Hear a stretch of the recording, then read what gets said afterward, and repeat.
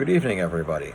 I thought I'd tell you a story that I haven't related before, but and that you might not know. But I almost had a screenplay of mine produced in Hollywood by an independent film producer. As with many things that happen in Hollywood, things didn't go according to plan, and it never was produced. But it taught me a bit of a lesson about the way things are done, and uh, although I've never actually had a screenplay sold, it was still an interesting experience. And I just wanted to tell you about it. I took an adult education class in screenwriting at the University of Irvine, California, Irvine University Extension in, I believe it was 1992. It was taught by Dave Tretier, who is a famous screenwriter. He wrote a bunch of Muppet movies and a lot of other things. His credits are way too long for me to list, but look him up. And he was so impressed with the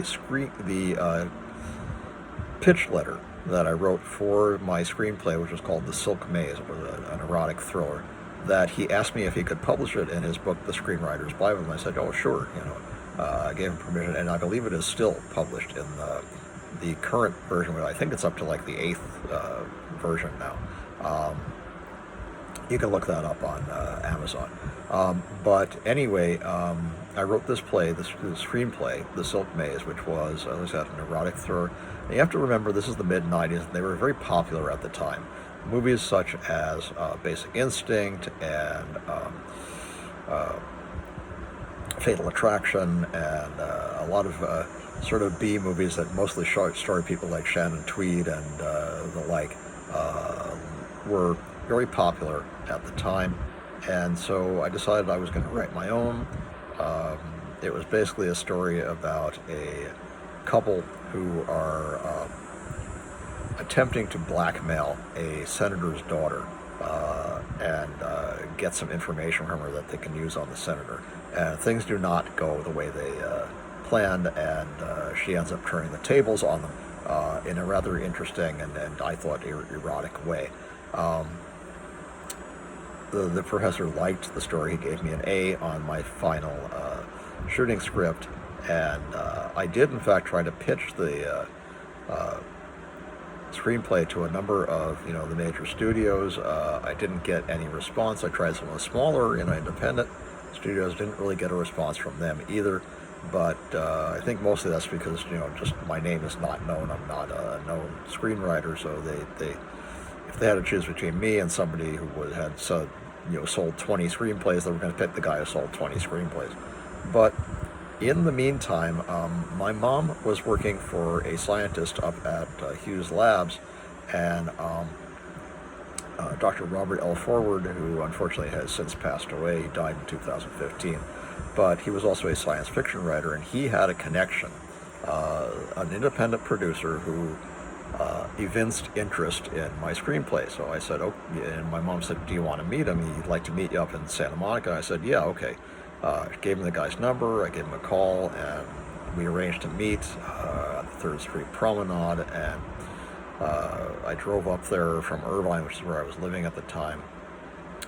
We had a nice lunch at a place, I believe it was in, like I said, it's on the 3rd Street Promenade in Santa Monica, and started chatting a bit.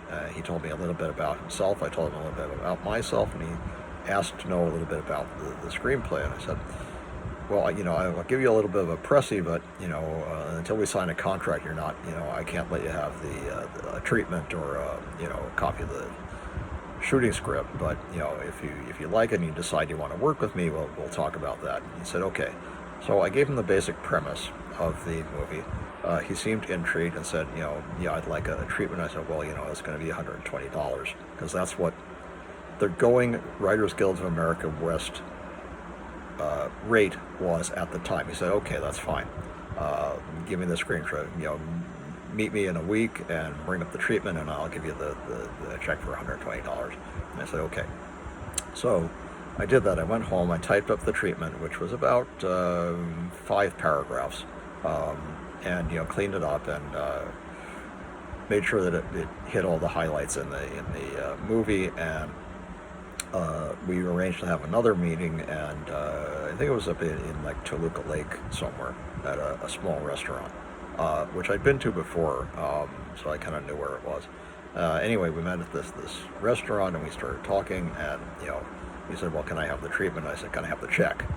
I'm not stupid." And he said, "Yeah, okay." And he gave me the check, and so I gave him the treatment, and he reviewed it, and said, "Okay, let me go and review this, and I'll get back to you about the screenplay, and if I like it, we'll sign a contract and start working on it." I said, "Okay," and again went back home to Irvine, and I already had a copy of my final shooting script done and printed, and had the covers and everything done for it, and I waited to hear back from this guy. I didn't hear back for about 2-3 weeks. I thought, well, maybe he didn't like it that much, and maybe he's not interested anymore. And finally, I did hear from him, and I got a call, and he said, "Okay, I'd like to come up and discuss the screenplay with you, and get to bring it with you." I said, "Okay," and again, I emphasized when I was talking to him that even though, and again, he didn't know this, but I was not a member of the Writers Guild of America West at the time. You have to have sold either a screenplay or 3 short stories or a novel to become a member of the Writers Guild of America West. I hadn't done any of those things. I have 1 published short story, and that credit that I got for the pitch letter in being published in Dave Trottier's The Screenwriter's Bible, which I guess is 2, but that's not 3. You need 3.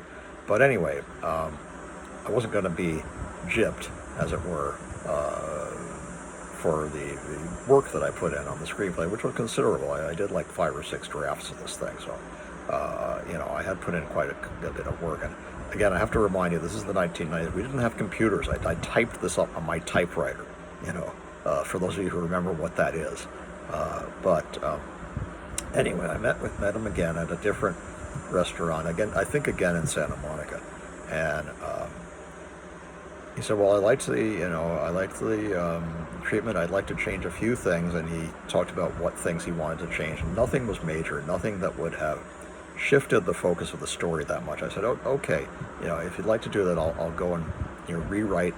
I have a draft, but I can go rewrite it and put these things in. But first, we need a contract." And we just started talking about money. And he said, "Okay, I'll give you X." Now, I do not remember the exact amount that he quoted me, but it was way lower than the WGAW standard at the time, which I believe for a 120-page spec script with a treatment was, at the time, $12,500. Again, you got to remember this is the mid-1990s. You can get a lot more from one now, but this is 40 years later.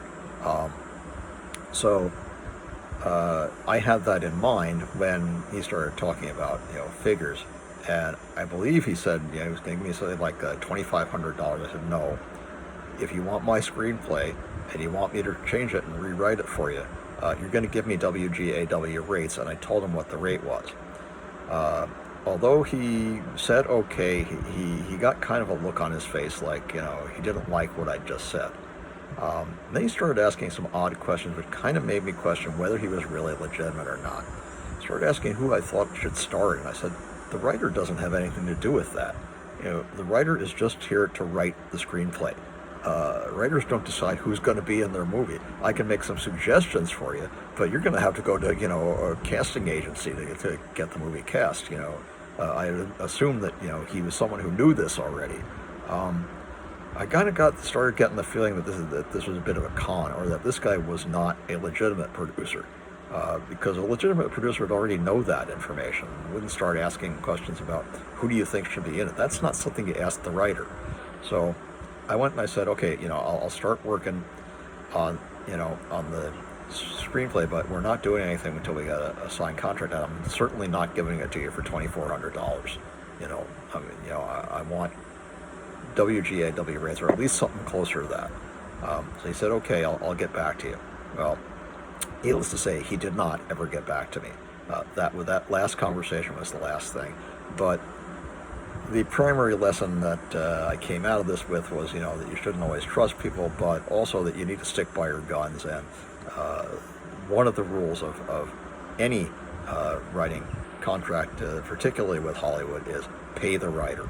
You know, if you don't pay the writer, you don't have a movie. People say, oh, the actors are important, the directors are important. The most important person on the movie is the writer. You don't have a screenplay, you don't have a movie. So if you're not willing to pay a decent rate for the amount of work that's going to be done, and I probably would have been asked to do rewrites and re-edits and things. And again, this is imposing on my time because I was working full time at the time also to make so that I could set aside time to do this, and I was not going to be play ball with this guy for a ridiculously low amount of money. Anyway, that's kind of the story of The Silk Maze, which was never produced. Unfortunately, the age of the erotic thriller basically ended with the new millennium. People started becoming bored with them because there were 8 billion of them out there, and I think people just decided, enough is enough. So maybe I'll still sell a screenplay, but it's not going to be for an erotic thriller.